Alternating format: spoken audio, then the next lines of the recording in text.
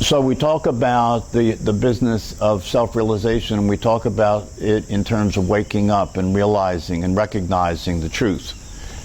And the truth that we're referring to is the truth that what we actually are is awareness itself.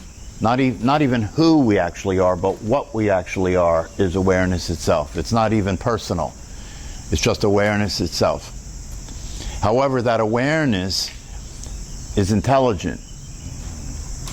And it has been described, a one-word description of that awareness by many people who have experienced it has been the word love, right? That you could say that what we are is love. What's that mean? Well, what's love? In the true form of love, which is unconditional, right? Real, true love is not conditional. It's not romantic, right? True love is unconditional, meaning that you are experiencing your relationship with all that exists without any judgment or evaluation, without any resistance, without any conflict, that you are in harmony with all that appears, that there is equanimity. Equanimity means that all that appears is related to equally. Nothing's better than anything else. Everything's equal. And so this is the nature of awareness. And it's part of what attracts us to awareness, you know, because we realize that if this is the experience we're having, if we're being in the world as love, if we're loving ourselves, if we're loving life, if we're loving other people, if that's unconditional, if we're not trying to change anybody, if we're at home with things as they are, that this is the experience of unconditional love. And so obviously that's attractive, right? And when you learn about awareness and when you recognize that this is the truth, then one of the things that becomes of interest is you want this to be your experience, right? Because if this is your experience, then your experience will be blissful. Your experience will be a natural experience of being happy, a natural experience of being at home in life, a natural experience of being at home in your body, a natural experience of being complete with your past, a natural experience of not being intimidated by the future, a natural experience of not being afraid of anything, not being afraid of death itself. So obviously this is liberation, right? This is what's spoken of as liberation. This is the ultimate possibility of experience, right? However, it seems to me that the more somebody recognizes this and sees this, the more they yearn for it, the more they desire it, the more they want this freedom. And there are people through practicing meditation and other kinds of spiritual disciplines are able to experience the awareness that is the truth, and they find this is very liberating and this is very fulfilling, and having had that experience they become even more desperate, you know, more committed to do whatever it takes to have this experience, because this is freedom from everything that was freedom from suffering, freedom from everything that people suffer from, freedom from all of the inevitables that life presents to people, right? And so there are people, because of the recognition of this possibility, that will do anything. And you know, they will do anything. They will leave their family and go and live in an ashram and put on a robe and become a devotee of a guru. They'll give away their money, right? Nothing is more important than this, right? And then they go and do these practices, extreme practices in some cases. And yet, even with that being the case, as far as I can tell, because I study this and I look at the relationship between these gurus and their devotees, or these teachers and their students, and what I see is people who continue to be confused, continue to be desperate, continue to seek, right? Continue to to try and understand and try and realize and try and experience the possibility that they have come to see to be real. But I don't see hardly anybody saying, I got it. I don't see hardly anybody saying that I have arrived, I am awareness itself, I am free, I am liberated, I am not seeking anything anymore, I am happy, I'm fulfilled. I don't see that. And so the question then is, what's going on? Why is that the case, right? And I think that the reason that's the case is because it's one thing to recognize awareness as the truth.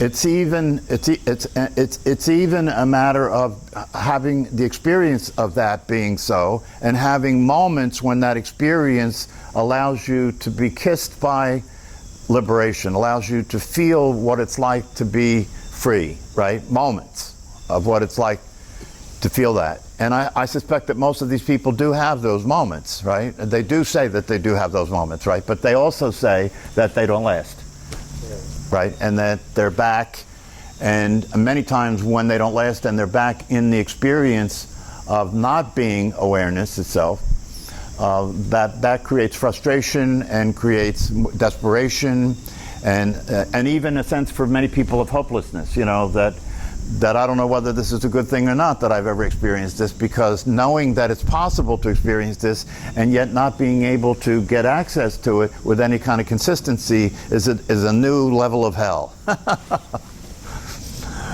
So as far as I can tell, and some of the contemporary teachers I think are realizing this and talking about it.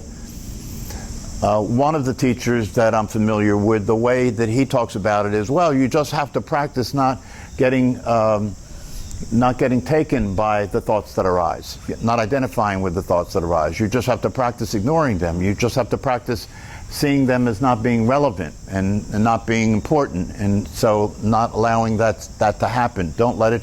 The way he talks about it sometimes is he says, don't let it pull you into the shape of being a person, right? Don't touch it. Don't give it to the mind, right? So that's one way to talk about it. And then there's another teacher that talks about it in terms of saying, well, start to pay attention to what's going on with the person from the viewpoint of awareness in such a way that you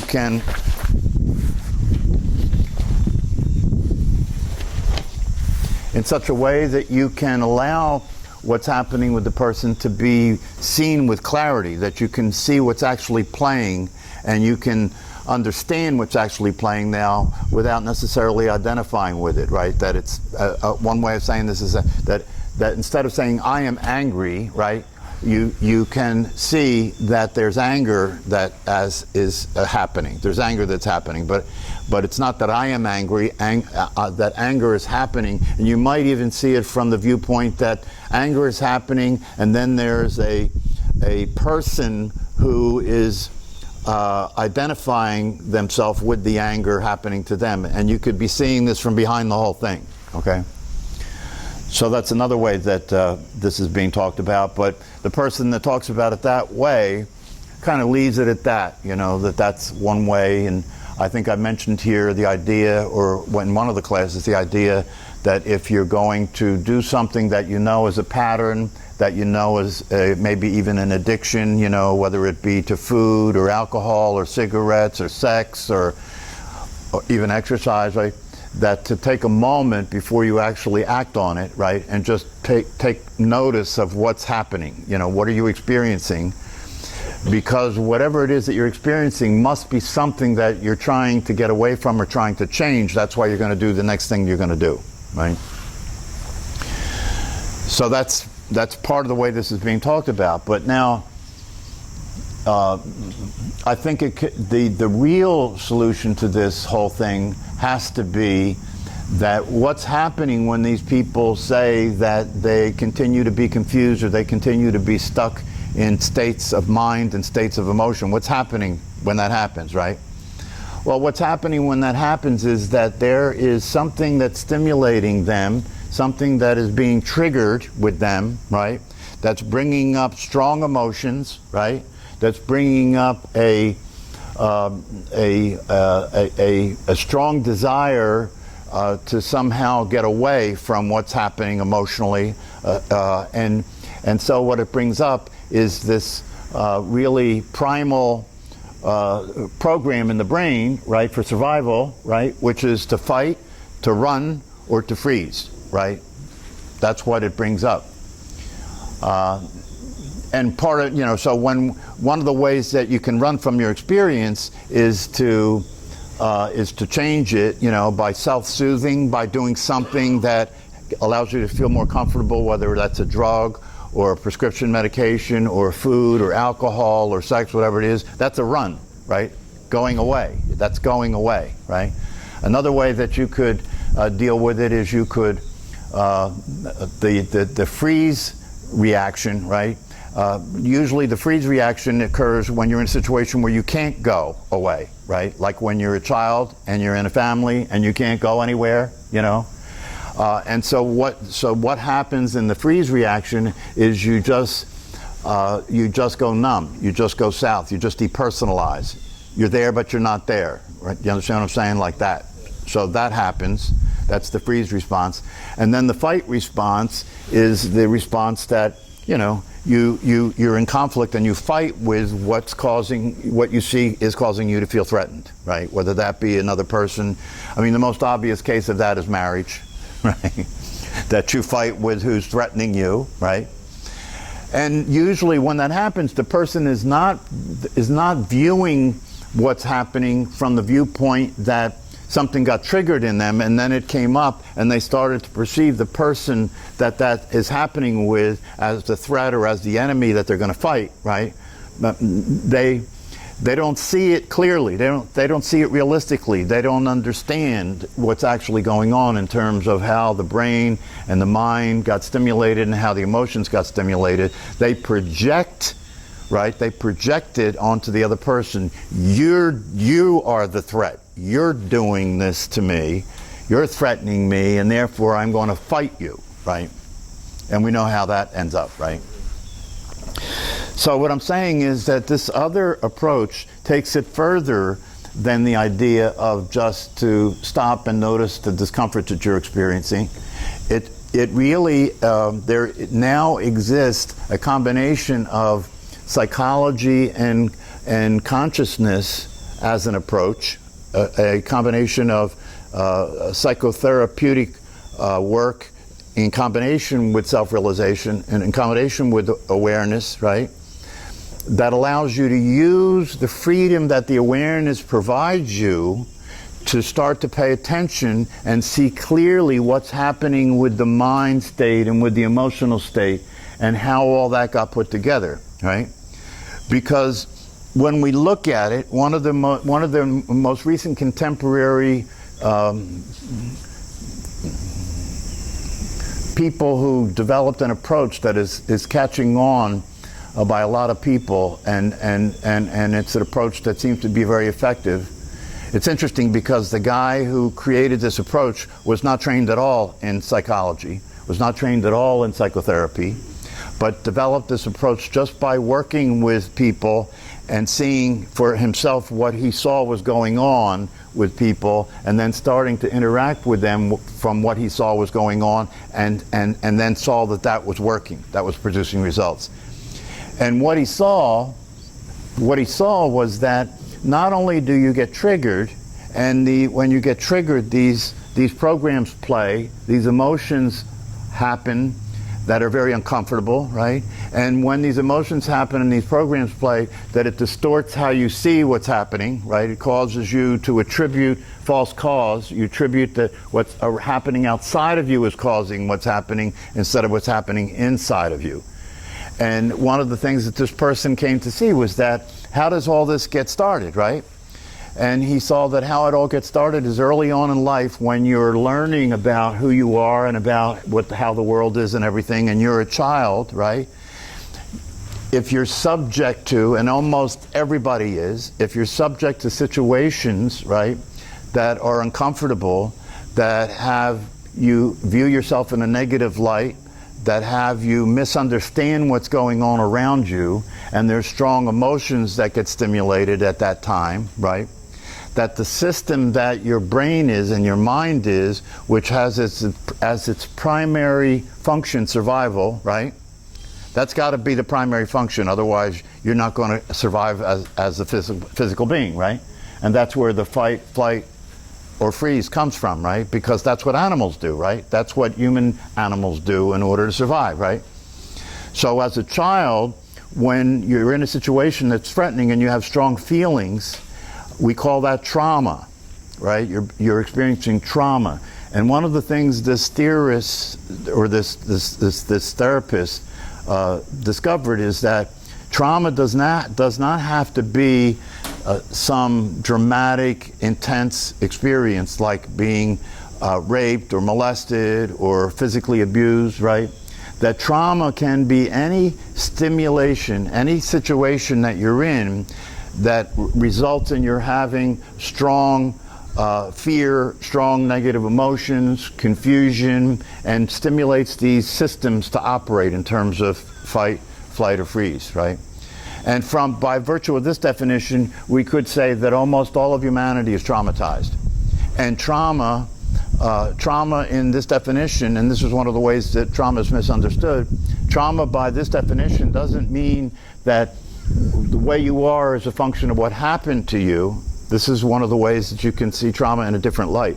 It's not a function of what happened to you, it's a function of what happened in you when what happened happened. That's the trauma, right? The trauma is what happened in you, not what happened to you, you see. And so what happens in people when they experience these intense experiences, right, is that the system shuts down, right? Because this is a child, right? The child the system, if the system didn't shut down and didn't suppress the emotional energy, the child would become overwhelmed. Right? The child become overwhelmed. And if the child becomes overwhelmed, then the system generates severe dysfunction, right? Then the system generates psychosis, an alternate reality, right? The system can become super dysfunctional. So the idea that it shuts down when you're a kid is actually causing you to survive, allowing you to survive, allows you to get through the experience, through the situation, right? But then what happens is this emotional energy is now suppressed in the body, and as you continue to go through your life, anything that is similar to what happened to you when you were experiencing this trauma, anything similar to that triggers it again. And when it triggers it again, it stimulates it and it comes up, and then the system comes into effect again and pushes it back down, right? This is why almost everybody is experiencing a low-grade anxiety, right? What's a low-grade anxiety? A low-grade anxiety means that your system is on alert all the time. Your system is on alert all the time. Your system is always scanning, right? Scanning and looking to see, am I safe, am I safe, am I safe? Not just safe physically, but am I safe emotionally as well? Right? Because you're not just identified with the physical body. This is one of the differences between an animal and a human being. An animal's identified with their physical body, right? And so when it's surviving that, right? But a human being is not just surviving their physical body, they're surviving the person. They're surviving the identity. They're surviving who they are experiencing themselves to be, that for people who are unrealized, people who don't realize the truth, consider that to be the end all, the truth, right? I am that. I am a person. And so when the person feels threatened, it's exactly the same as the body feeling threatened. Of course, we identify with our bodies too, right? I am my body, right? And so for a person, everything that's happened in your life that has invalidated you as a person, threatened you as a person, minimized your value as a person, caused you to feel unseen, caused you to feel unloved, caused you to feel unsafe. And if you really honestly pay attention to what I'm describing, that's any childhood. Everybody. Yeah, everybody, right? And there's no fault or blame involved in this, right? Because if you really look closely at it, you'll see that you could say, okay, well, my parents screwed me up, right? but they were the result of their parents. And this whole systematic way of surviving gets passed down from generation to generation. Right. Is they develop patterns of behavior that are addictive, right? Patterns of behavior that get repeated, so that whenever anything happens that causes discomfort, they develop a pattern of behavior that will allow them to escape the discomfort, that will change their experience physiologically and emotionally, right? And so the other thing that we're seeing now when we look at this is almost everybody is traumatized, right? And almost everybody's addicted. So you have trauma and you have addiction. And the interesting thing now that's coming into play is that with the idea of self-awareness, and mindfulness is an approach to self-awareness, right? But with the idea of self-awareness, the ability to deal with trauma, the ability to decondition the conditioning, right? The ability to release all this emotional energy, right, becomes more possible, because if you're not identified with the person that this happened to, and you know that the person isn't actual, isn't real, right, that creates a context of freedom, that you know you're not really threatened, that you know that you don't really need to survive, right? The awareness itself doesn't need to survive, right?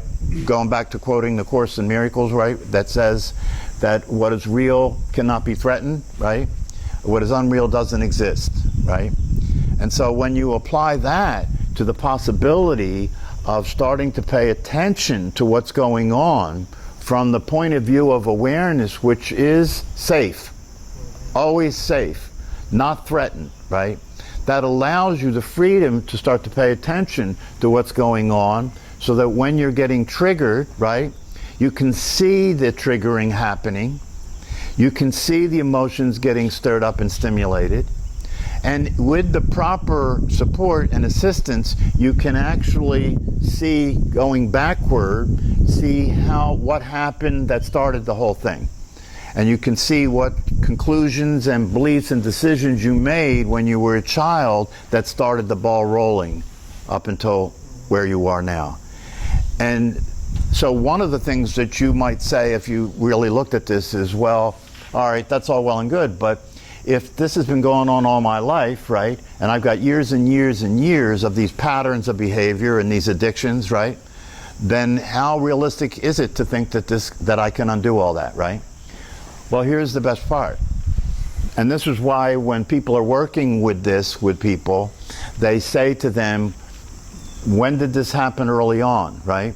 Because if you can make contact with the early on experiences you had as a child when this all started, and in some cases you can actually get back to the original first event, right, that started the whole thing. If you get back to that event and you're able to let go of the emotions that happened in that event, and you're able to let go of the misguided decisions and misunderstandings that you made around that event, right, then everything that happened after that collapses at the same time. So you could actually experience a dramatic relief and a dramatic freedom. And so what are we saying here? Well, we're saying the awareness is always free. The awareness was never conditioned, right?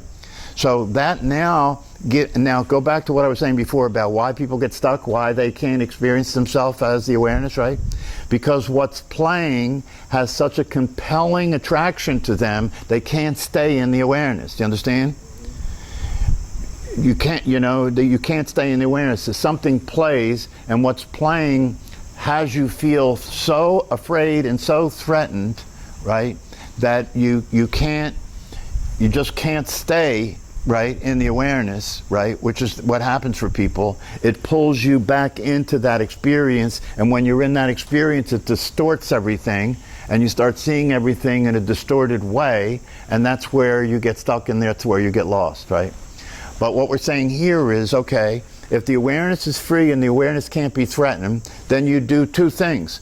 One is you specifically practice on strengthening your experience of yourself as that, right?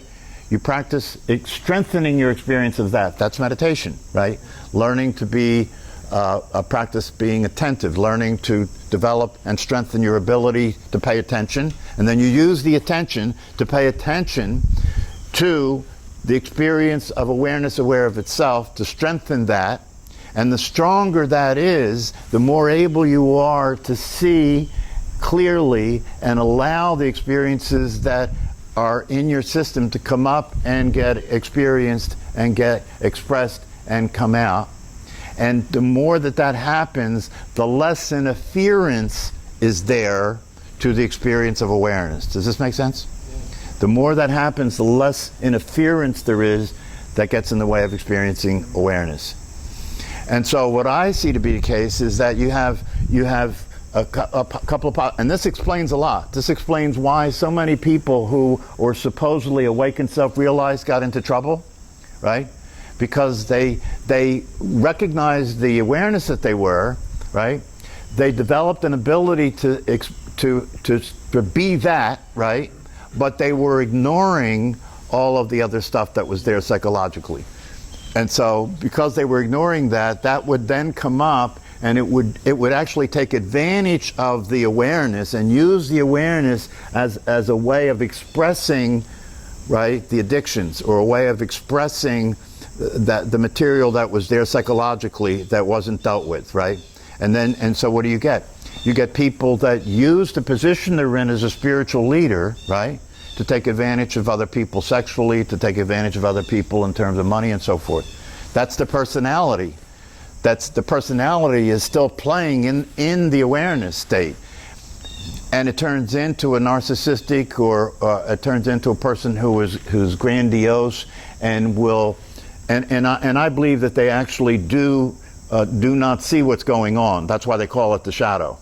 They actually do not see what's going. They don't see that the awareness is being used, right, to justify and explain what they're doing, right, to take advantage of other people to just get what they desire. And there have been spiritual leaders in that position that, you know, I mean, some of them have accepted the fact that that was going on. That's happened with some people, but with many other people, they just stay defended and stay in the psychological state of mind that they're in, that's justifying what they're doing by using spirituality. So there's two things, you know, so there is two things to practice. One is the practice of paying attention to awareness, right? And knowing that that's, in an absolute sense, that's the reality, right? But now in the world, right, that awareness can't be in the world. In a sense, it can't be in the world. Why? Because it has no form, has no shape, right? It can't be in the world. On the other hand, it can be in the world if it is being expressed and experienced through the person, as the person. One way that this has been talked about by a lot of teachers is to say that, in a sense, not just in a sense, but in reality, even the person and the personality is awareness itself, because in non-duality there isn't anything but that, right? So even the person and the personality is that, but it is a very limited version of it, and that limited version of it for almost everybody is detached or disconnected from the rest of itself. Do you understand? It's no longer aware of the truth of itself, and that's the case for most people. And so they're living in this limited version of themselves, and this limited version of themselves is part of its limitation and its constriction is a function of how threatened it feels, right? Is a function of these programs that are playing that started early on in childhood, right?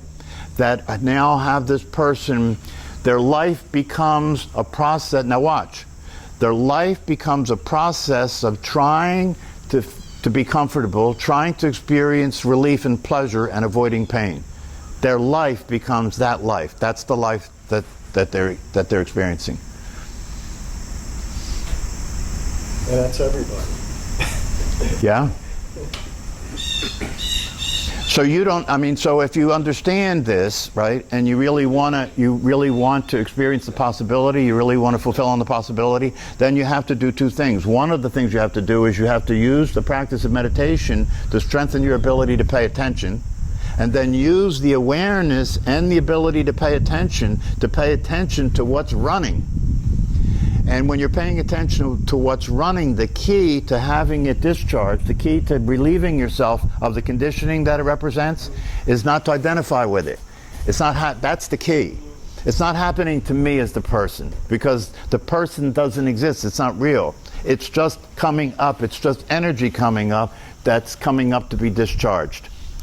But see, that's the challenge. Right there is the challenge. Because can you stay oriented as awareness when this is coming up, so it doesn't pull you into the behavior that will have you run, that will have you do whatever it takes to change the experience you're having.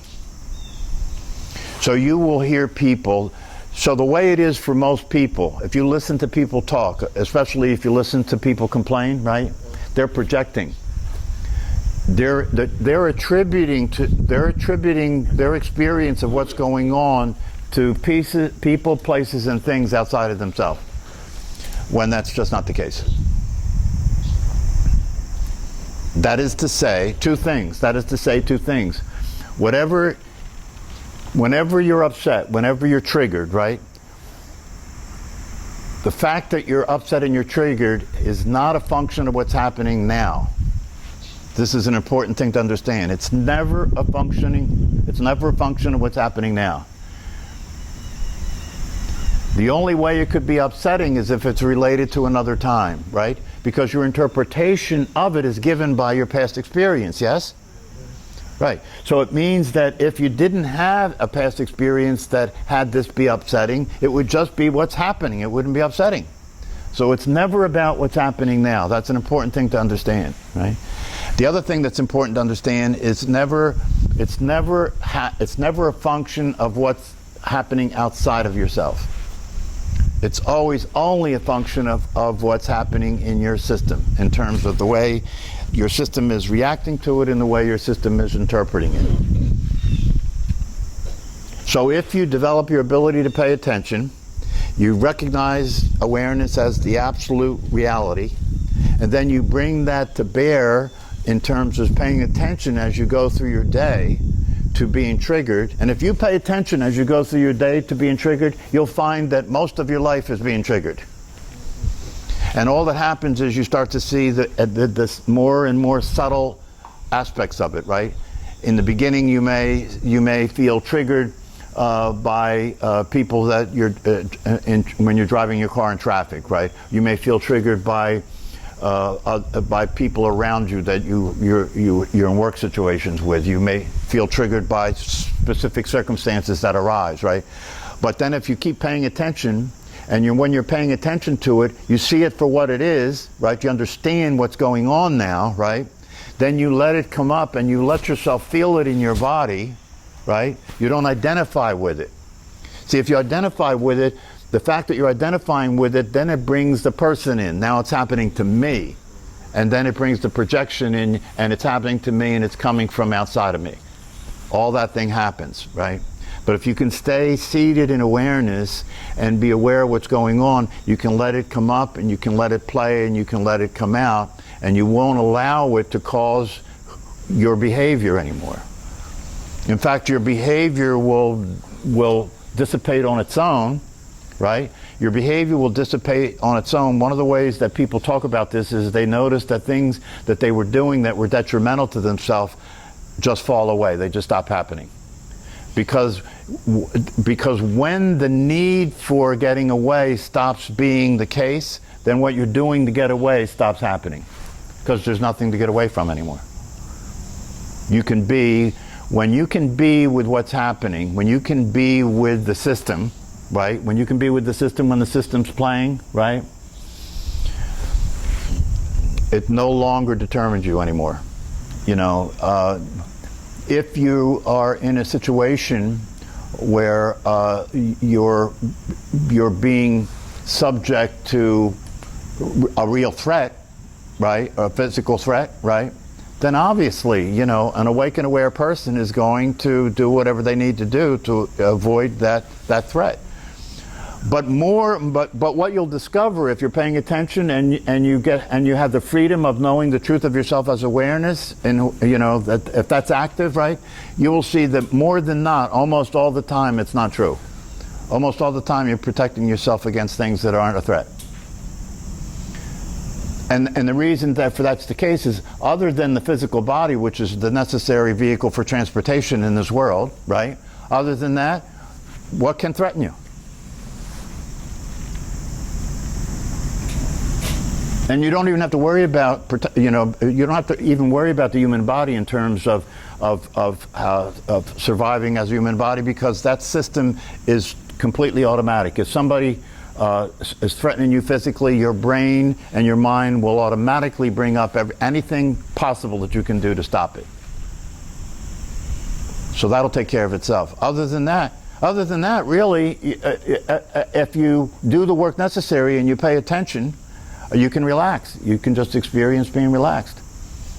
And it is the case for people that's... Now, the other thing that's interesting is this guy, Ramana Maharshi, right?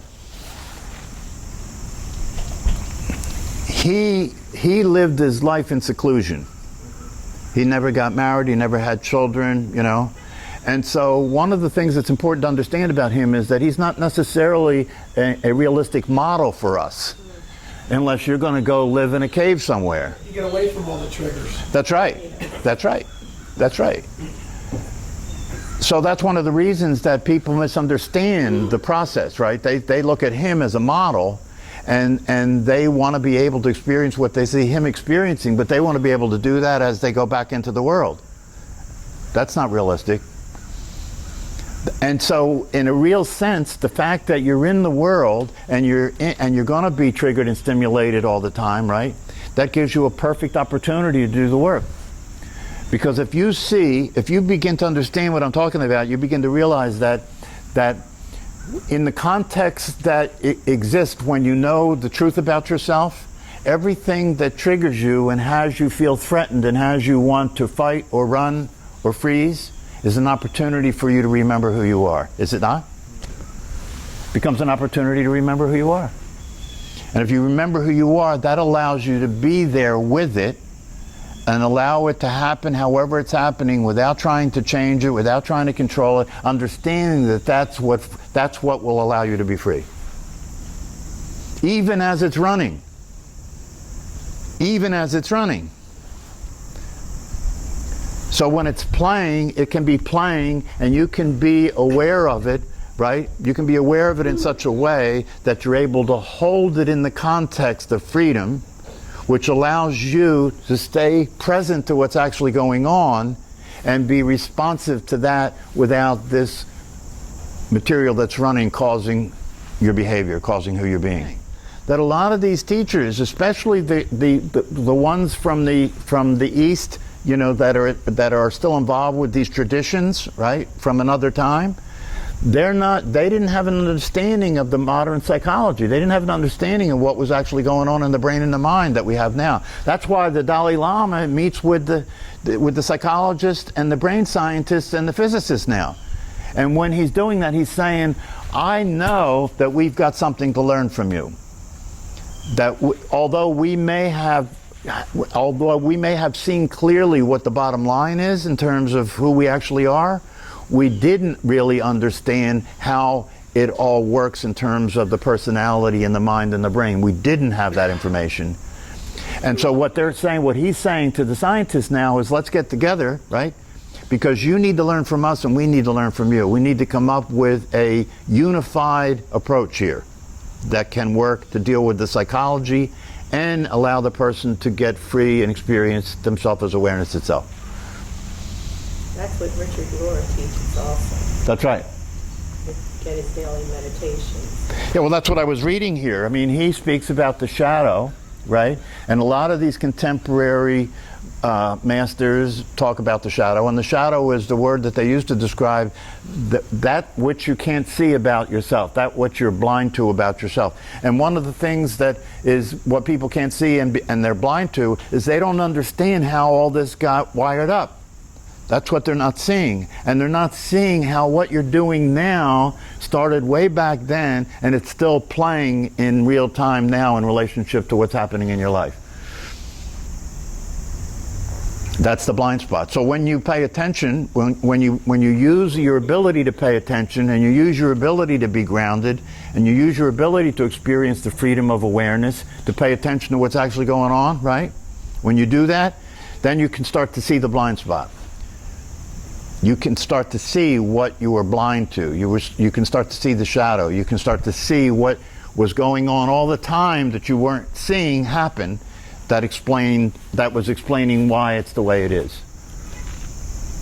So there's the collective. So you have your individual trauma to deal with, but we also have a collective trauma to deal with in terms of the trauma that our nationality experience, or the trauma that our country experience, and so forth and so on. But when you deal with your individual trauma is what you're directly plugged into. And when you deal with that and you get free from that, the other trauma is something that you can be aware of consistently and not have determine you anymore. So, and you don't have, by the way, if you understand what I'm saying here, two things are the case. One is that you understand and you take seriously the practice of meditation as a practice to develop your ability to pay attention and relax the physical body, right? And be aware of awareness itself, right? So that's that practice. And then you bring that into play by using it, by being present to your life as you go through the day, watching and being aware of when you're getting triggered. And then to be present to that, understanding that it's not about what's happening now, and let it come up. See, that's the trick right there. As soon as you identify with it, you're in the story now. Then it becomes about what's going on around you instead of what's really happening. And in the beginning of doing these practices, that may be something that happens and then later you look back and see and notice that's what happened. But that's just part of the process. And what you said, Steve, is true, because if a child has people around them that aren't stressed out themselves and can be tuned into the child and provide safety for the child and hear and understand what's going on with the child and all that, then that will not allow the trauma to develop and produce all the programming. But that's almost never the case, because those people are traumatized too. That's why it was interesting when Gabor Mate was talking about this to a group of people, and he was describing the conditions that would allow a child to be free from trauma. And he said that what would have to be there is the adults would have to not be stressed out, and the adults would have to be present and attuned to the child and aware of the child and creating safety for the child. The people in the audience started laughing. Because they're laughing like you're describing something that doesn't exist. It's not all the time. What's that? I mean, there's varying degrees. Yeah, but But there's always some time where that's going to happen. yeah, I mean, it's not to say that parents never pay attention to their kids. It's not to say that they never provide safety, right? But it's not going to be enough to make the difference. Most of the time, what I see when I work with people is they're repeating the pattern. Abusive parents create abusive children. And it's not like they're trying to do that, but when you say they can learn from their parents, you're assuming that they're conscious and awake and aware of what's going on, but that's not the case. That's why people don't learn in general from anything, right? They just keep repeating the same mistakes over and over again. Because you can't learn unless you're free enough to see what's really going on. And only then can you not do it again. But for most people, they don't see what's really going on. They keep identifying with their reactions. They keep identifying with their past. They keep projecting responsibility for what's going on outside of themselves. If you listen to the stories that people talk about, that's what they're doing. So the bottom line of this is if you want to have your life work, and if you want to have your relationships work, if you want to have the world work, it's all here. Be the change you want to see in the world. Okay. Have a good day.